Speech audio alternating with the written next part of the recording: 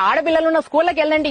ఎంతవరకు చంద్రబాబు పట్టించుకున్నాడు ఆడపిల్లలు ఉన్న స్కూల్లో వసతులు ఇవ్వాలని? ఇప్పుడు జగన్ ఎందుకు పట్టించుకుంటున్నాడు? మరి యంగ్స్టర్సే అండి ఎప్పుడైనా గానీ వాళ్ళు చూసి ఆలోచన చేశారు కాబట్టి వాళ్ళకి ప్రతి ఇంట్లో ఒక బిడ్డ చదువుకుంటే నువ్వు ఎంత ఆస్తి ఇచ్చినా గానీ ఒకరికి చదువుతో సమానం కానే కాదు. సో ఈయనకి ఎడ్యుకేషన్ ఇచ్చినాడు. ఎడ్యుకేషన్ ఇస్తే ఏ రోజైనా అది స్థిరమైన ఆస్తి, లైఫ్ లాంగ్ ఉంటుంది.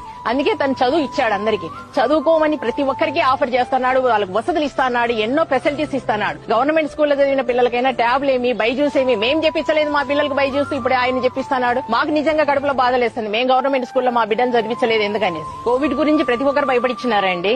వీళ్ళు వాళ్ళని లేదు. ఒక జగన్ మాత్రం మనకు ప్రాబ్లమ్స్ లేకుండా రేషన్ అయితేనేమి, పెన్షన్ అయితేనేమి, వాలంటీర్లను అయితేనేమి ఆయన ఇచ్చిన సర్వీస్ ఎవరు ఇవ్వలేరు. ఈ 14 ఏళ్లలో అంత సీనియర్ ఉన్నాడు కదా, ఎందుకు పెట్టలేదు వాలంటీర్లను? ఒక హ్యాండికాప్డ్ పర్సన్స్ ని తీసుకొని వచ్చి ఆ స్కూళ్ల దగ్గరనో పంచాయతీ ఆఫీసుల దగ్గరనో పెన్షన్ తీసుకునేటప్పుడు ఆ ఎండకు ఆ చెట్ల కింద ఆటో వాడు ఉండాలని బెదిరిస్తాడు. వీళ్ళు ఆ పిల్లల్ని వేసుకొని పోలేరు. వీళ్ళు పెన్షన్ ఇయ్యరు ఎంతసేపటికి. అలా